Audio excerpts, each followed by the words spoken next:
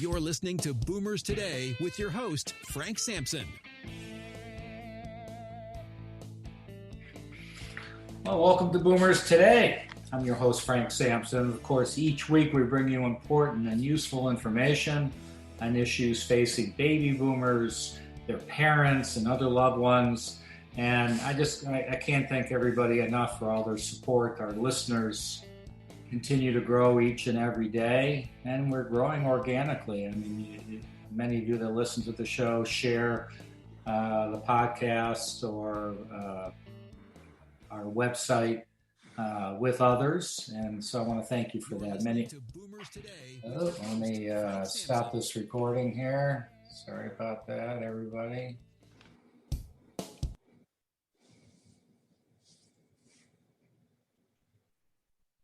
Okay, little technical issue there. So anyway, many of you have listened to the show on Apple Podcasts, Google Podcasts, iHeartRadio. Certainly, you could download our free app, Boomers Today, or go to our directly to our website at boomerstodayradio.com. So a lot of different ways. If you listen to podcasts on other stations, we're probably there. If we're not, let us know, and we'll make sure we add it on. So. The amount of listeners are growing because we have wonderful guests, and we're not going to disappoint you today. We have with us Mark Singer, who as president of Safe Harbor Retirement Planning. Mark has served as a relentless retirement guide to thousands of individuals since 1986. The secret to his longevity has been asking the questions other advisors simply don't ask. It allows him to make the best decisions for each client's unique situation and ensure retirement success. Mark is a former radio talk show host, is an author, and has become the go-to financial educator in the media. His most recent book, Don't Outlive Your Money in Retirement, 7 Key Steps, unveils a step-by-step process used to help maximize the retirement journey. So Mark, thanks so much for joining us on Boomers Today. Really appreciate it. Frank, thanks for having me on. Yeah, so you're former talk show host, so you know how this goes, right? I do. Yeah. So great. So tell me as far as retirement goes. I mean, what's your experience? Are people fearful of retirement, looking forward to retirement, combination of both? What's going on out there? You know, I really think it all depends on your circumstance, your background, et cetera.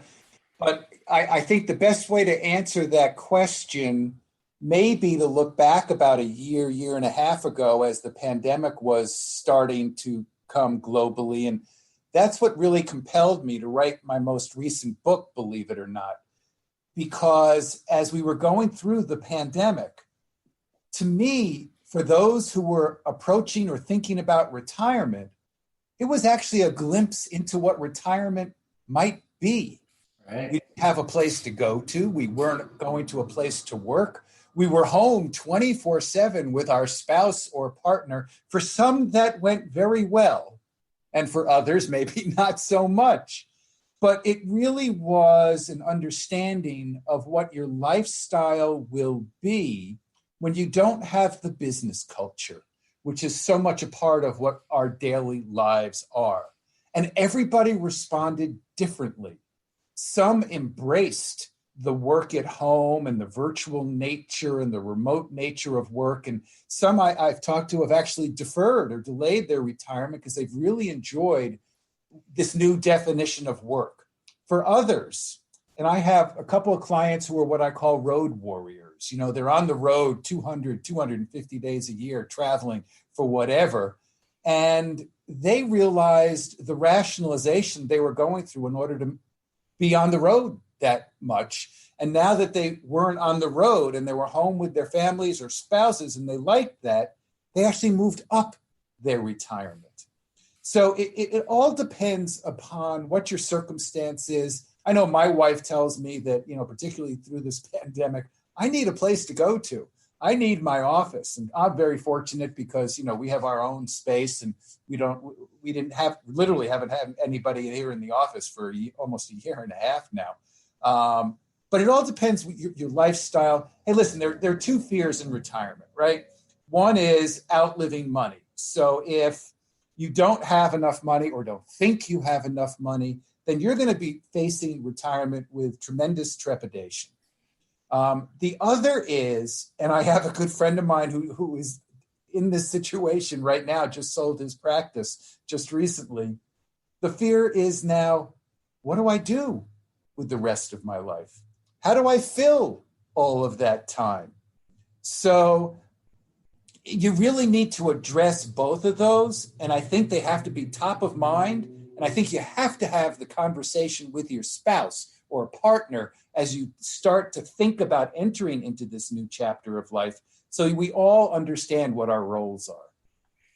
Yeah, it's people could be listening to this our discussion right now, a couple years from now, So hopefully, we're not using the term pandemic.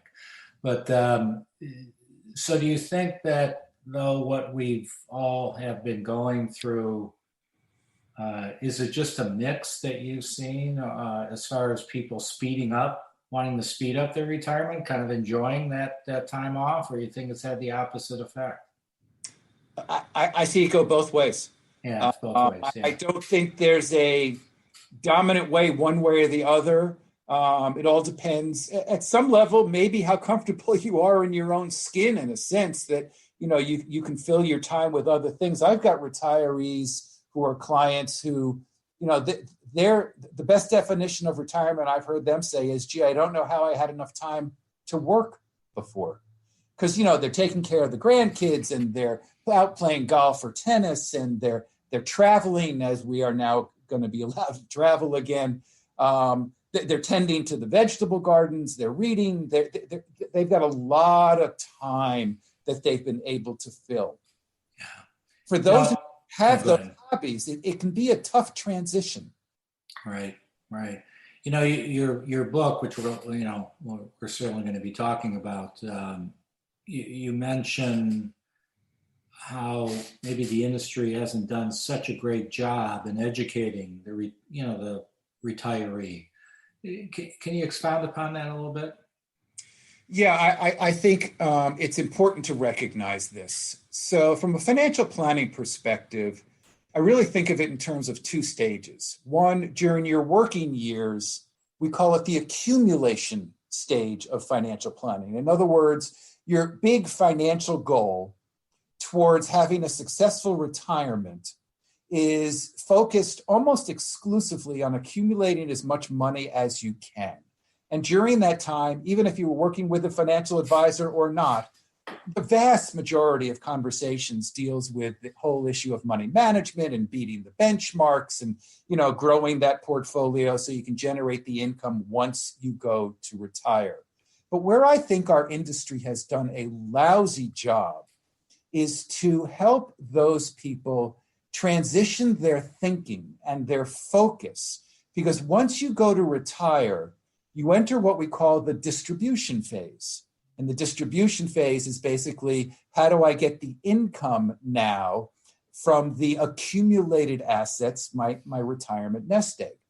And the conversations that you have with your financial advisor are much more complex and much more in depth and have so much less to do with the money management now that you've accumulated your retirement nest egg.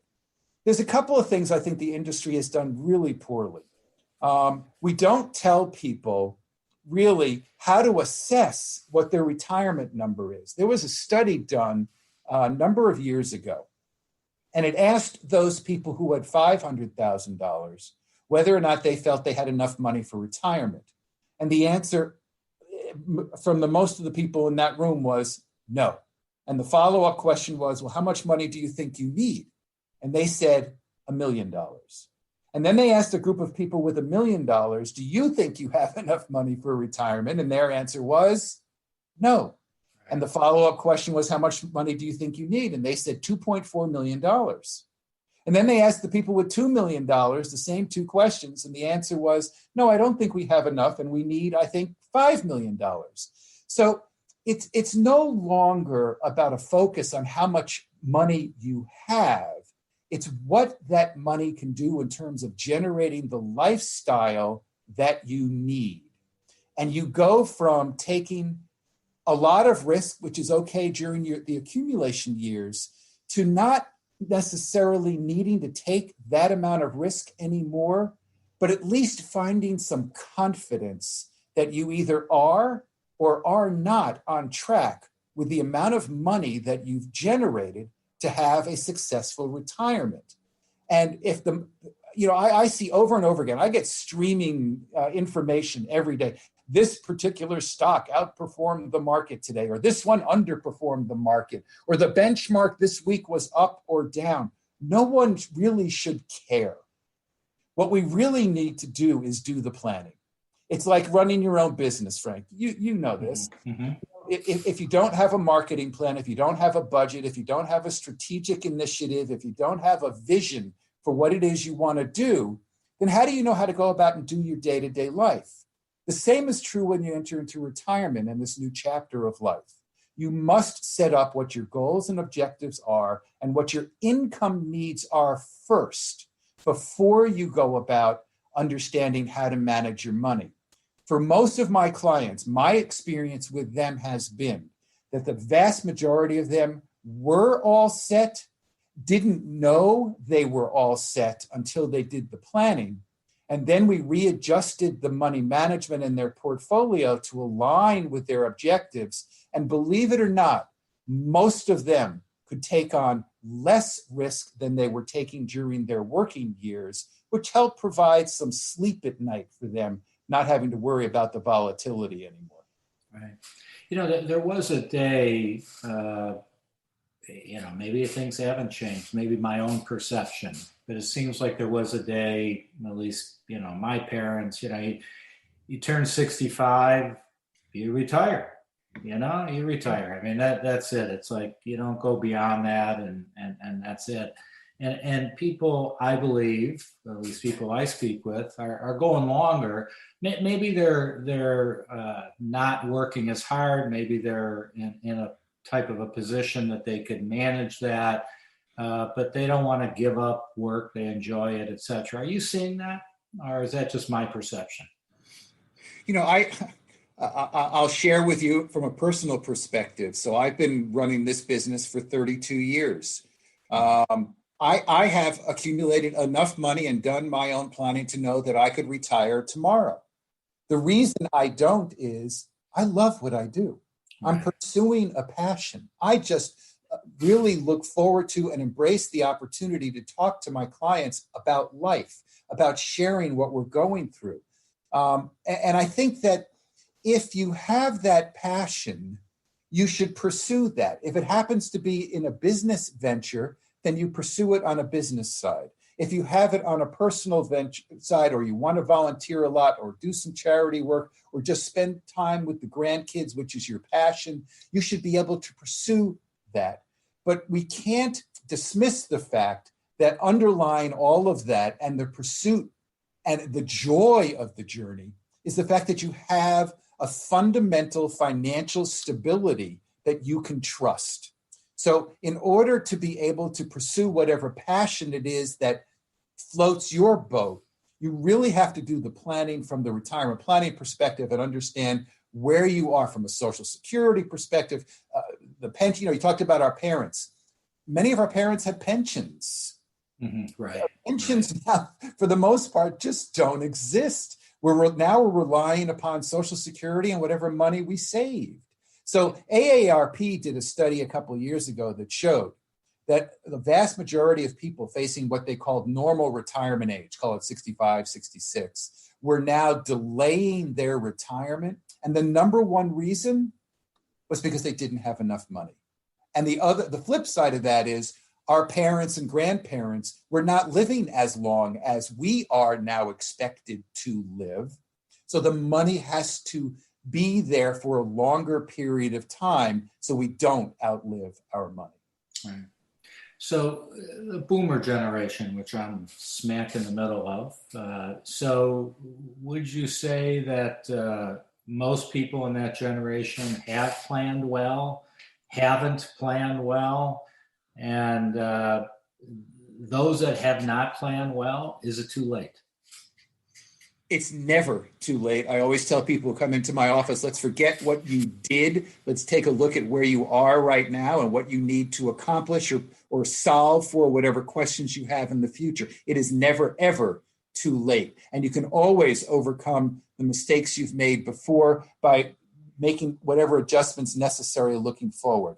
I have clients who come in and say, how are we doing versus the averages or versus my neighbor? That's the wrong question. The question you need to be asking is, am I okay? Have I accumulated the amount of money I need? Do I understand what my goals are and will I be able to pursue them? I don't know. In total, our society has been lousy at saving money. And again, getting back to the AARP study, the majority of people are having to delay their retirement.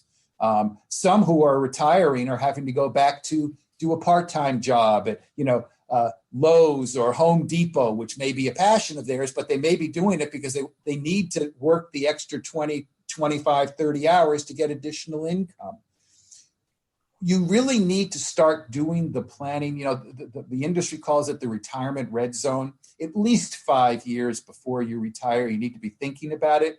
But that's not when you need to be starting to invest for your retirement. You should have been doing that years and years ago, which is another part of the issue that our industry does a lousy job of, which is to share with people the power of the compounding money as you're investing little pieces of money early on. So, Mark, we're going to take a real quick break. Promise, real short, just to recognize our sponsor. When we come back, we'll learn more how people could learn about your book, get a hold of you, and we're going to talk about maybe, in your opinion, maybe what the biggest mistake people make when they go out to retire. All right, so we're going to be right back. I want to remind everybody that today's show is sponsored by Senior Care Authority, an elder care consulting organization that has a national network of professionally trained and experienced local advisors to assist families in determining the right path for your loved ones. They'll discuss various long-term care options, whether it's in-home care, assisted living, memory care, nursing, or if you just need an advocate to get advice from, a local Senior Care Authority advisor can help you now.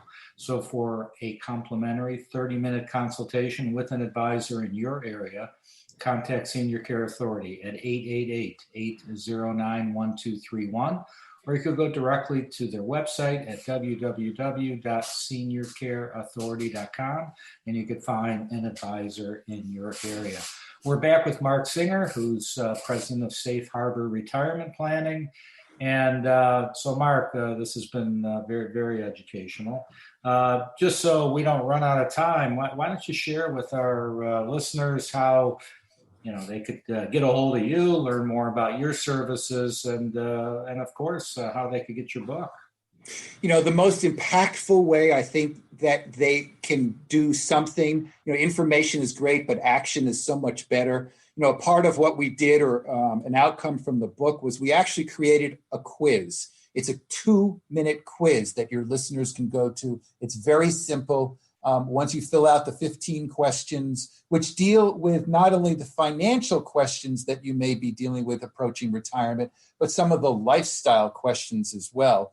It'll only take you 2 minutes to finish the quiz. We will immediately send you and score for you which of the 3 retirement preparedness stages you are in, and what you need to do to get back on track if you're not. I will also send you a free chapter of our book, Don't Outlive Your Money in Retirement. And I'll also send you 2 worksheets. And the worksheets will help to provide some clarity for you as you're approaching retirement. And you can go on www.retirenowquiz.com. That's www.retirenowquiz.com. nowquiz.com. Invest 2 minutes in yourself. It'll also give you a sense of, going to our website. You can see some of our short videos, which is on 55retire.com. You can also find the quiz on our website as well. Great. Wonderful. Good. So in your opinion, what's the kind of the biggest mistake or mistakes people make when they go to retire? A flippant answer is just not doing the planning, right? If you just go into this new chapter of life and not understand how much risk you need to take with your money, not understand which of the 567 different Social Security strategies that are available, not understanding how to take care of your surviving spouse when you're no longer around. I think taking on, the too much risk with the money is, a very timely topic right now, given all the volatility that's been happening. Are we going to be hit with inflation, the reopening and the markets? When markets are volatile like this, it creates an uncertainty for people, because the most vulnerable time you have during your life with regards to money is really the 2 or 3 years right after you retire, because you're no longer getting a paycheck. You may be relying upon your money and your portfolio for some portion of your income. And as you see markets go up and down in this new stage of life, it will cause you to be feeling quite uncertain and quite unsettled. So I think the number one thing people need to do, I'll get back to the planning, if you will, in a general sense, understand what your cash flow need is first. Again, this is where I think the industry does a lousy job, because they so focus on the money management side of things. But when you go into retirement, it's all about cash. Cash is king. So if you understand what you need, how much is coming in, and how much income you need to generate from your portfolio, then you can back into how to properly manage your investments. And as I say, most of my clients need to take on less risk than they were when they were working, which helps give them more of that sleep at night factor, not having to worry about the headlines and the movement of the market day to day. So, Mark, you mentioned Social Security, and we could probably do a whole show on that subject matter. But, maybe you could talk a little bit about that. There's studies out that indicate that most people do not take their Social Security at the right time. So maybe you could shed some light on that, considering we basically have a few minutes left here, but maybe you'd give us your thoughts. Sure. United Income came out with a study a couple of years ago that said 96% of people take their Social Security at the wrong time. They say 43% of people don't even need to wait to age 70, which is the maximum age. But if they did it right, they could increase their income by upwards of 25% in their 70s and 80s. Too many people, almost a third of which, take their Social Security immediately when they're eligible for it at age 62. And for the most part, that is the wrong answer for most people. And I'll give you a particular instance, particularly if you're married, depending upon your circumstance and health. Here's a scenario for you. If you pass away at some point and you have taken your Social Security at the age of 62, which is in essence taking a haircut on how much money you could get if you waited till your full retirement age, which was 66 or 67, then when you pass away, your spouse could be stuck with a much lower income than he or she would have been eligible for if you had waited till at least your full retirement age. That's just one scenario out of the 567 that could have a major impact on your future living as we are living longer. Health is another issue, whether you're healthy or not healthy, what your genes would indicate in terms of how long you're supposed to be living. That will also contribute to which age is best for you. Is your spouse, working or not working? Some people don't recognize they can switch strategies, whether they were a survivor themselves and were widowed or widower. whether they were divorced.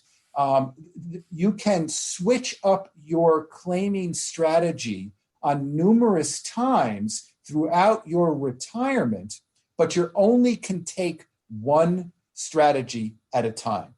So again, people don't understand that that's available to them as well. So you could significantly increase your income in retirement by using the calculators that are on the Social Security site. We have 7 of them on our site to understand before you make the irrevocable decision which one is best for you. So you mentioned 62. Obviously, you could take it. As you mentioned, you'd have to take a little haircut there if you did that. And then you mentioned 60, or you could take it at 66, 67.